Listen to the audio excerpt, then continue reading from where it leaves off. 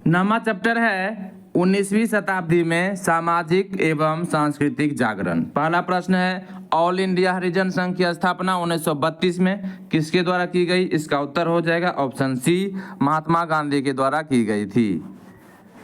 All India हरिजन संघ की स्थापना वर्ष 1932 में महात्मा गांधी जी द्वारा की गई थी। इसका उद्देश्य सत्य और अहिंसक तरीकों से हिंदू समाज में अस्पृश्यता के साथ साथ तथाकथित अस्पृश्यों द्वारा सामना की जाने वाली सभी प्रासंगिक बुराइयों और अक्षमताओं का उन्मूलन करना था। उल्लेखनीय है कि हरिजन का शाब्दिक अर्थ है भगवान के बच्चे और गांधी जी ने यह नाम उन लोगों को दिया था जो उस समय तक अछूत या दलित वर्ग के रूप में माने जाते थे। अगला प्रश्न है 2 नंबर का कि 1893 में किसने ब्राह्मण विधवा से शादी की थी? इसका उत्तर ऑप्शन डी हो जाएगा, डी के कर्वे ने। भारत रत्न डी के कर्वे धोंधो केशव कर्वे ने विधवाओं के कल्याण में पूरा जीवन समर्पित कर दिया था। अपनी पहली पत्नी राधाबाई की मृत्यु हो जाने के बाद एक विधवा ब्राह्मणी गौरबाई से 1893 में विवाह किया तथा विधवा विवाह संगठन की स्थापना की। तीसरा प्रश्न है कि मद्रास में जस्टिस पार्टी ने उनकी डैश डैश की वजह से द्वैध शासन के प्रयोग को प्रति में सफल बना दिया था। इसका उत्तर हो जाएगा इसका उत्तर देखते हैं। इसका उत्तर हो जाएगा ऑप्शन डी, यानी कि मद्रास में जस्टिस पार्टी ने और उनकी ब्राह्मण विरोधी रूख की वजह से द्वैध शासन के प्रयोग को प्रांत में सफल बना दिया। जस्टिस पार्टी का स्थापना 1916 में किया गया था। चौथा प्रश्न, इनमें से किसने दी हिंदू एसोसिएशन की स्थापना की? इसका उत्तर ऑप्शन ए हो जाएगा, श्रीमती एनी बेसेंट। दी हिंदू एसोसिएशन की स्थापना 1904 ईस्वी में श्रीमती एनी बेसेंट ने की थी। एनी बेसेंट पहली बार 1893 में भारत आई थी। इन्होंने भारत के स्वतंत्रता आंदोलन में महत्वपूर्ण भूमिका निभाई। इन्होंने 1914 में द कॉमनवेल्थ और न्यू इंडिया नामक 2 साप्ताहिक पत्र निकालना शुरू किया। 1916 में इन्होंने मद्रास में all India home rule league की स्थापना की। इन्हें 1917 में भारतीय राष्ट्रीय कांग्रेस की प्रथम महिला अध्यक्ष चुना गया था। अगला प्रश्न है 5वां प्रश्न, सत्यशोधक समाज की स्थापना किसके द्वारा की गई? सत्यशोधक समाज की स्थापना, इसका उत्तर हो जाएगा ऑप्शन सी, ज्योतिबा राव फूले के द्वारा। सत्यशोधक समाज की स्थापना ज्योतिबा फूले गोविंद राव फूले द्वारा 1873 ईस्वी में की गई थी। इस समाज का मुख्य उद्देश्य सामाजिक सेवा तथा स्त्रियों एवं निम्न जाति के लोगों के बीच शिक्षा का प्रचार करना था। ज्योतिबा फूले ने 1873 ईस्वी में गुलामगिरी नामक पुस्तक लिखी थी। छठा, निम्नलिखित में से किस एक की निंदा ब्रह्म समाज ने नहीं की थी? इसका उत्तर ऑप्शन ए हो जाएगा, अवतारवाद की नहीं की थी, बाकी जातिवाद, पर्दा प्रथा और बहुविवाह का किया था। राजा राम मोहन राय द्वारा 1828 में स्थापित ब्रह्म समाज कई सामाजिक बुराइयों एवं कुरीतियों जैसे कि सती प्रथा, जाति प्रथा, रूढ़ियों व बाल विवाह इत्यादि के विरुद्ध आवाज उठाई, परंतु अवतारवाद की कभी निंदा या विरोध नहीं किया था। 7वां है कि 1850 ईस्वी में WC बनर्जी द्वारा इंगित भारतीय राष्ट्रीय कांग्रेस के निम्न उद्देश्यों में से कौन सा नहीं था? कौन सा नहीं था? इसका उत्तर देखते हैं, ऑप्शन ई है, यानी कि कांग्रेस के प्रथम अध्यक्ष व्योमेश चंद्र बनर्जी ने भारतीय राष्ट्रीय कांग्रेस के प्रथम अधिवेशन 1885 में निम्न उद्देश्य बताए थे। साम्राज्य के विभिन्न भागों में राष्ट्र के हित के कार्यों में संलग्न ऐसे सभी व्यक्तियों में परस्पर घनिष्ठता और मित्रता को बढ़ावा देने की दिशा में कार्य करना है। इसके बाद है कि अपने सभी राष्ट्र प्रेमियों में जाति, धर्म या प्रांतीय के सभी संभव पूर्वाग्रह को सीधे मित्रता पूर्वक व्यक्तिगत संपर्क से दूर करना और राष्ट्रीय एकता की उन भावनाओं को पूरी तरह विकसित और संगठित करना। तत्कालीन महत्वपूर्ण और ज्वलंत सामाजिक समस्याओं के बारे में शिक्षित वर्ग के परिपक्व व्यक्तियों के साथ पूरी तरह से विचार विमर्श करने के बाद बहुत सावधानी से इसका प्रामाणिक लेखा जोखा तैयार करना। जिन दिशाओं में और जिस तारीख से अगले 12 महीने में देश की राजनीति को लोकहित के लिए कार्य करना चाहिए उनका निर्धारण करना था। 8वां है कि भारतीय राष्ट्रीय कांग्रेस के द्वितीय मुस्लिम अध्यक्ष कौन थे? इसका उत्तर ऑप्शन सी हो जाएगा, रहीमतुल्लाह मोहम्मद सयानी।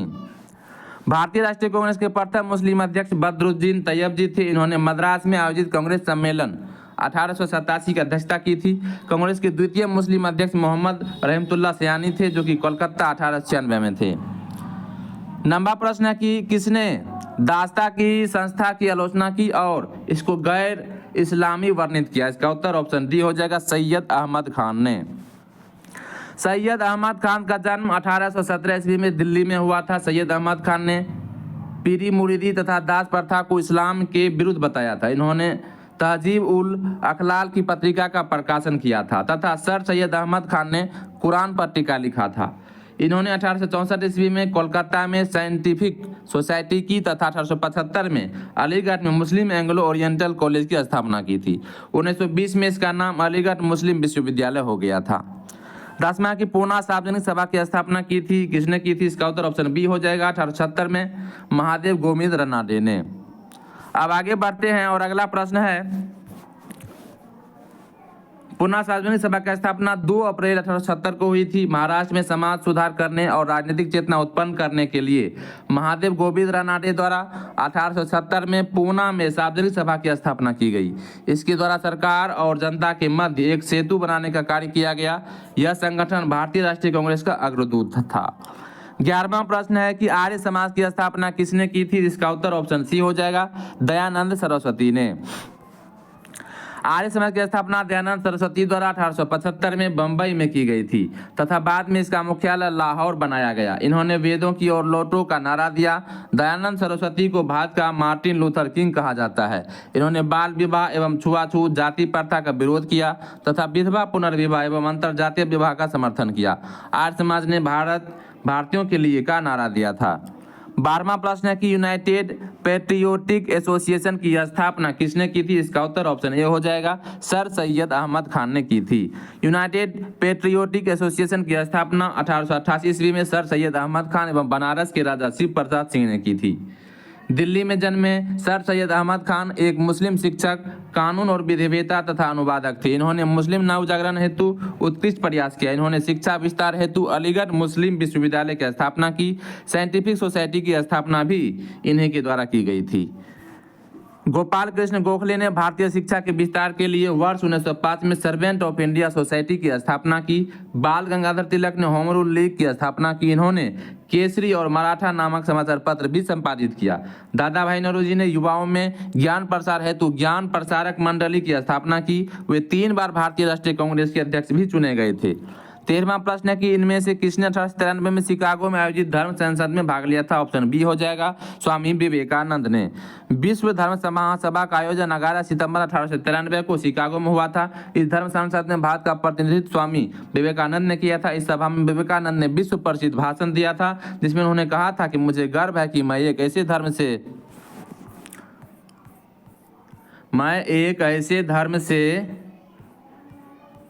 ऐसे धर्म से संबंधित हूँ जिसने दुनिया को सहनशीलता का पाठ पढ़ाया। हम सिर्फ सार्वभौमिक सहनशीलता में ही विश्वास नहीं रखते, बल्कि हम विश्व के सभी धर्मों को सत्य के रूप में स्वीकार करते हैं। 14वां की सती प्रथा को बंद करने में किसने लॉर्ड विलियम बेंटिक का सहयोग किया? ऑप्शन डी हो जाएगा, राजा राम मोहन राय ने। राजा राम मोहन राय ने सती प्रथा को बंद कराने में लॉर्ड विलियम बेंटिक का सहयोग किया था। Governor general Lord William Bentinck ने समय में 1829 में नियम ला दिया था। 17वां द्वारा सती प्रथा को बंद कर दिया गया।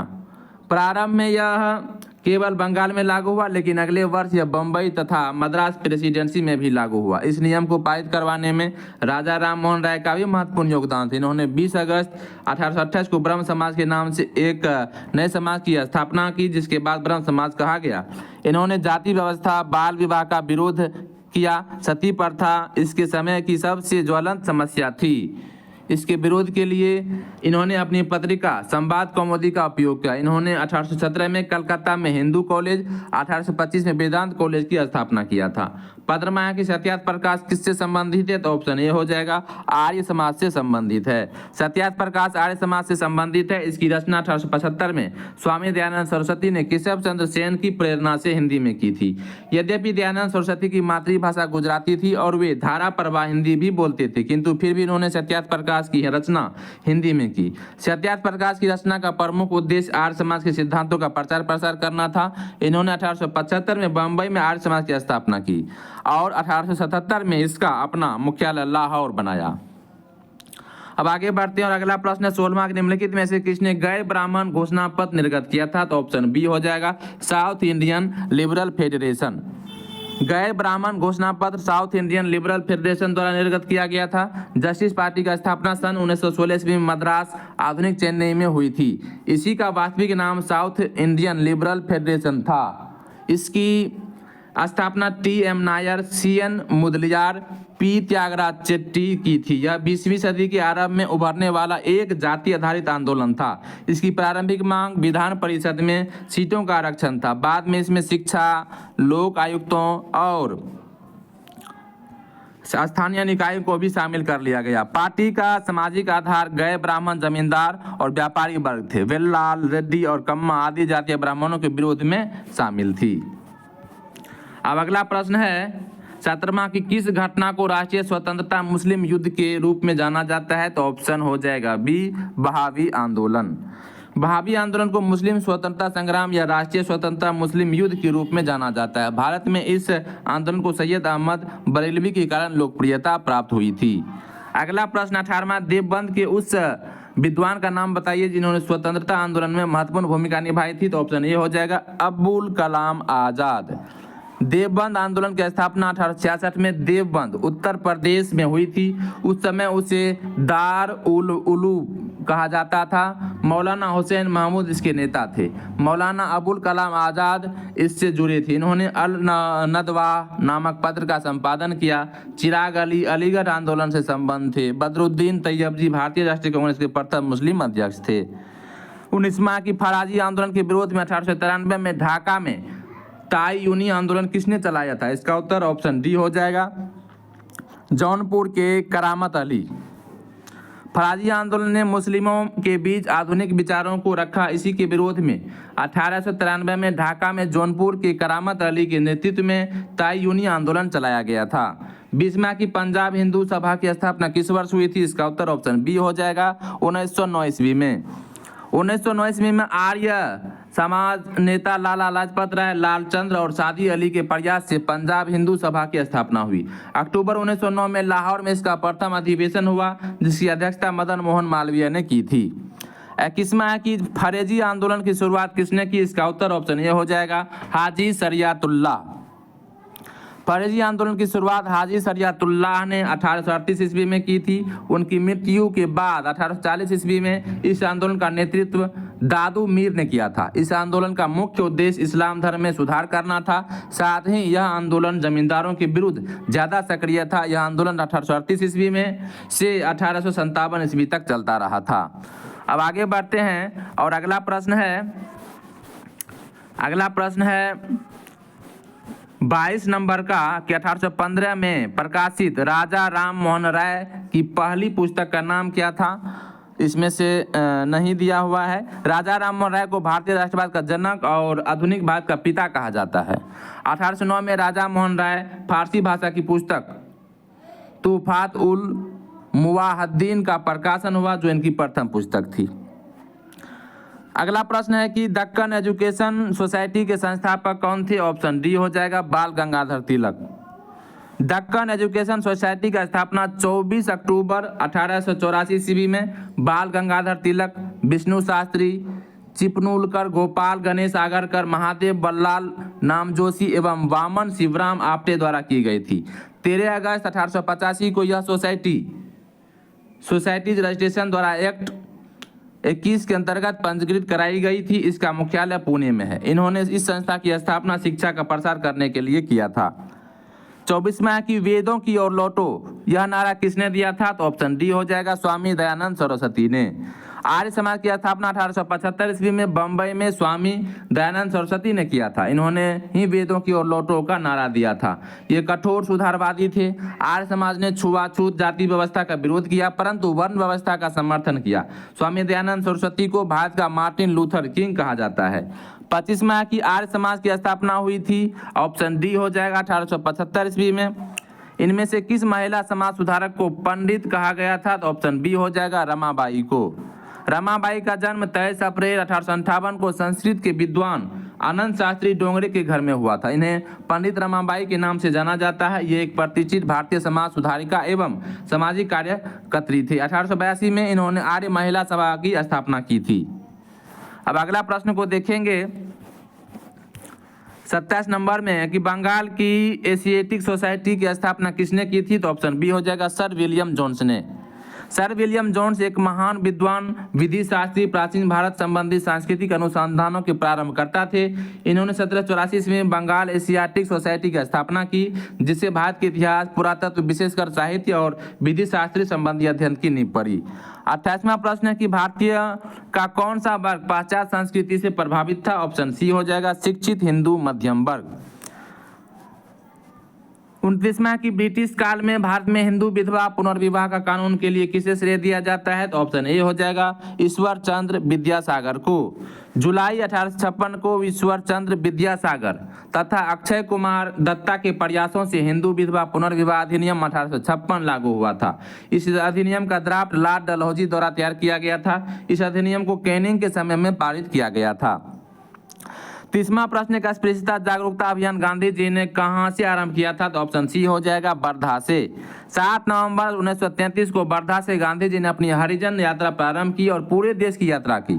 1932 ईस्वी में अखिल भारतीय अस्पृश्यता विरोधी लीग का गठन किया तथा जनवरी 1933 में इन्होंने हरिजन नामक साप्ताहिक पत्र का प्रकाशन प्रारंभ किया था। 31वां प्रश्न कि हिंदू विधवा पुनर्विवाह अधिनियम कब बनाया गया था? इसका उत्तर ऑप्शन सी हो जाएगा 1855 ईस्वी में। लॉर्ड डलहौजी के समय हिंदू विधवा पुनर्विवाह अधिनियम का ड्राफ्ट 1855 में बनाया गया था तथा लॉर्ड कैनिंग के समय 26 जुलाई 1856 को पारित हुआ था। इसे पारित करवाने में ईश्वर चंद्र विद्यासागर का प्रमुख योगदान था। अब अगला प्रश्न देखते हैं। अगला प्रश्न है 32वां प्रश्न कि राजा राम मोहन राय द्वारा निम्नलिखित में से कौन सी सामाजिक धार्मिक आंदोलन की स्थापना की गई? इसका उत्तर ऑप्शन डी हो जाएगा ब्रह्म समाज की स्थापना की गई थी। राजा राम मोहन राय को भारत के पुनर्जागरण का अग्रदूत व आधुनिक भारत का जनक कहा जाता है। वे ब्रह्म समाज के संस्थापक, भारतीय भाषाई प्रेस के प्रवर्तक, जन जागरण और सामाजिक सुधार आंदोलन के प्रणेता तथा बंगाल में नव जागरण के पितामह कहे जाते हैं। 33वां प्रश्न है कि निम्नलिखित में से सती प्रथा का उन्मूलन किसने किया था? ऑप्शन ए हो जाएगा लॉर्ड विलियम बेंटिक ने।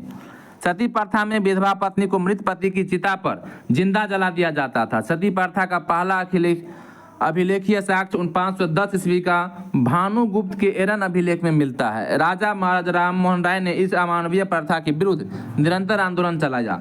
इनके पूर्ण और निरंतर समर्थन का ही प्रभाव था कि लॉर्ड विलियम बेंटिक ने 1829 में सती प्रथा को बंद करने का कानून बनाया था। 34वां प्रश्न है कि निम्नलिखित में से किसने भारत में थियोसॉफिकल सोसाइटी की स्थापना की थी? ऑप्शन बी हो जाएगा मैडम ब्लेवेट्स्की तथा कर्नल आलकाट ने। थियोसॉफिकल सोसाइटी एक अंतर्राष्ट्रीय आध्यात्मिक संस्था है। इसकी स्थापना 1875 में मैडम HP ब्लेवेट्स्की और कर्नल HL आलकाट ने न्यूयॉर्क अमेरिका में की थी। तदुपरांत सन 1882 में अड्यार चेन्नई में इसका मुख्यालय बनाया गया। एनिबेशन 1907 से 1933 तक इसकी अध्यक्ष थी। 35वां प्रश्न है कि रामकृष्ण मिशन के संस्थापक कौन थे? तो ऑप्शन सी हो जाएगा विवेकानंद।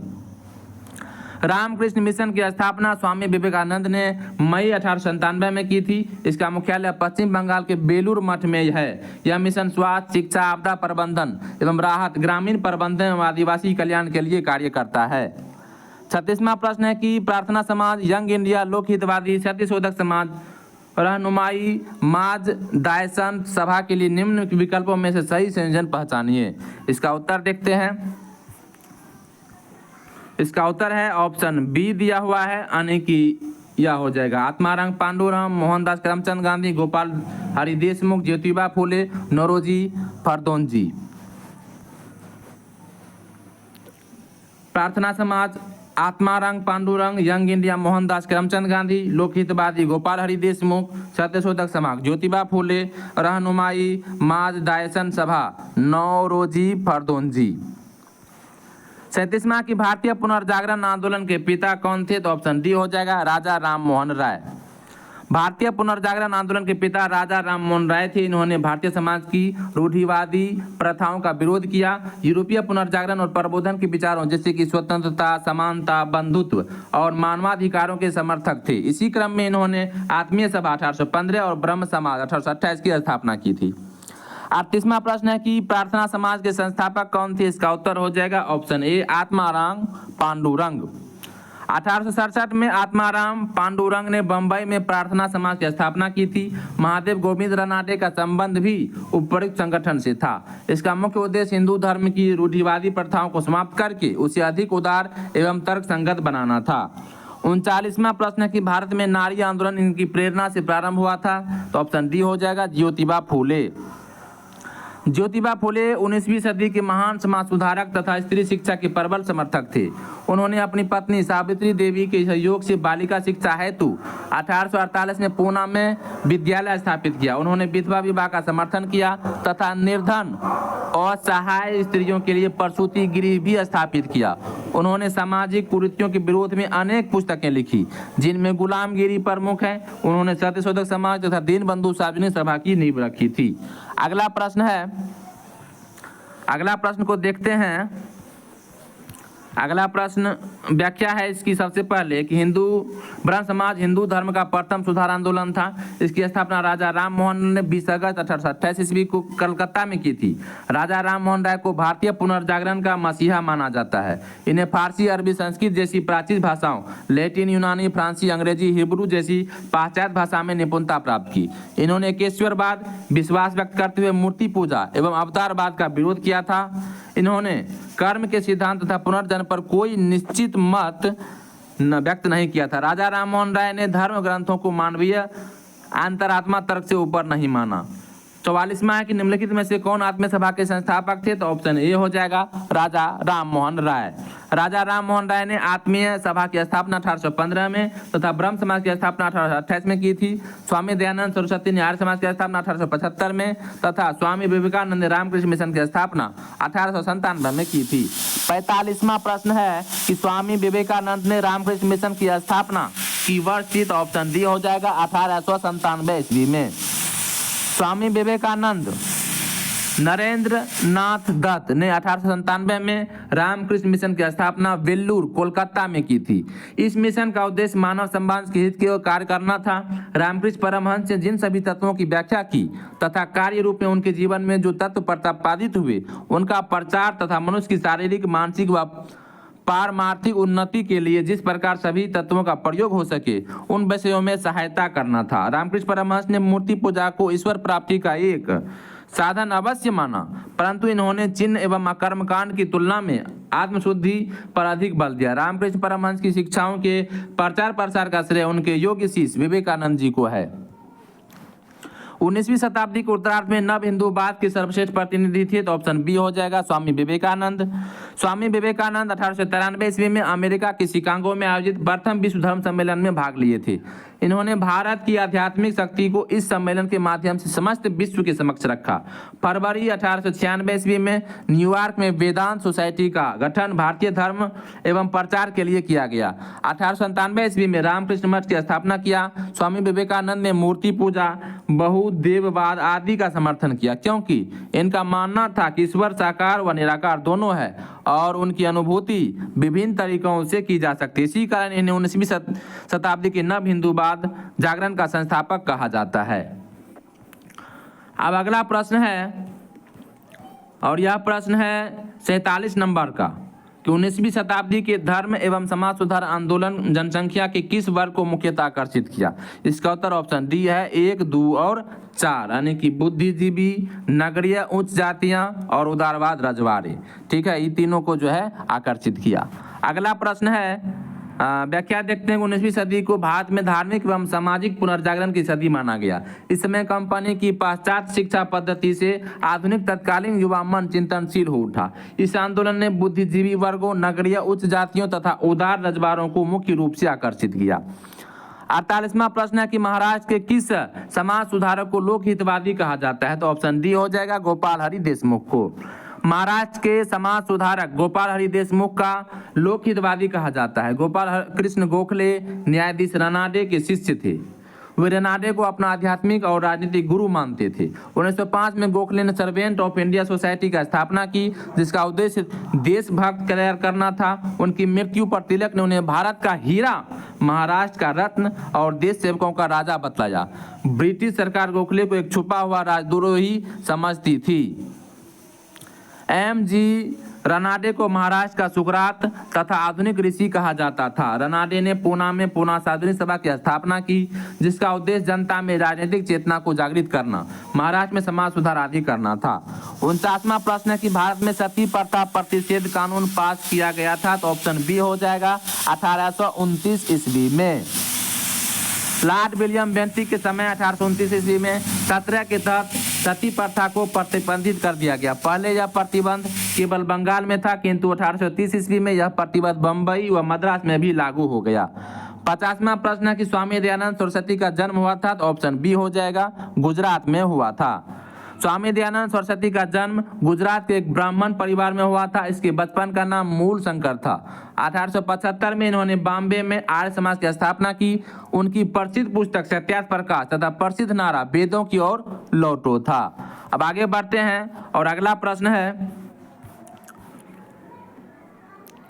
व्याख्या देख लेते हैं। और है इसमें कि आर्य समाज का प्रमुख सामाजिक उद्देश्य ईश्वर के प्रति पितृत्व, मानव के प्रति भ्रातृत्व की भावना, स्त्री पुरुष के बीच समानता, सभी लोगों के बीच पूर्ण न्याय की स्थापना तथा सभी राष्ट्रों के मध्य सौहार्दपूर्ण व्यवहार था। 51वां प्रश्न की यंग बंगाल आंदोलन को प्रभावित किया था, ऑप्शन डी हो जाएगा, Henry Vivian Derozio. Henry Vivian Derozio. Young Bengal Bengal के क्रांतिकारी स्वतंत्र चिंतकों का एक समूह था, जो कलकत्ता के हिंदू कॉलेज से संबंधित थे। ये सभी हिंदू कॉलेज के क्रांतिकारी शिक्षक हेनरी लुई विवियन डेरोजियो के अनुयायी थे। इस प्रकार का यंग बंगाल आंदोलन को डेरोजियो ने प्रभावित किया था। सुरेंद्र नाथ बनर्जी ने डेरोजियो को बंगाल में आधुनिक सभ्यता का अग्रदूत कहा था। 52वां प्रश्न है कि भारतीयों के लिए का नारा इसमें से किसने दिया था, जिसका उत्तर हो जाएगा ऑप्शन बी हो जाएगा। ऑप्शन बी हो जाएगा इसका उत्तर, स्वामी दयानंद सरस्वती। इसकी व्याख्या देखते हैं कि आर्य समाज के संस्थापक, महान दार्शनिक व समाज सुधारक स्वामी दयानंद सरस्वती ने सर्वप्रथम भारत भारतीयों के लिए है का नारा दिया था, जिसे बाद में बाल गंगाधर तिलक ने लोकप्रिय बनाया था। 53वां की सर सैयद अहमद खान ने सबसे कटु आलोचक कौन थे इसका, तो जमाजुद्दीन अफगानी। जमाजुद्दीन अफगानी एक राजनीतिक कार्यकर्ता एवं इस्लामी सिद्धांतकार थे। वे पैन इस्लामिक के पैरोकार थे और इसलिए वे सर सैयद अहमद खान के सबसे बड़े आलोचक थे।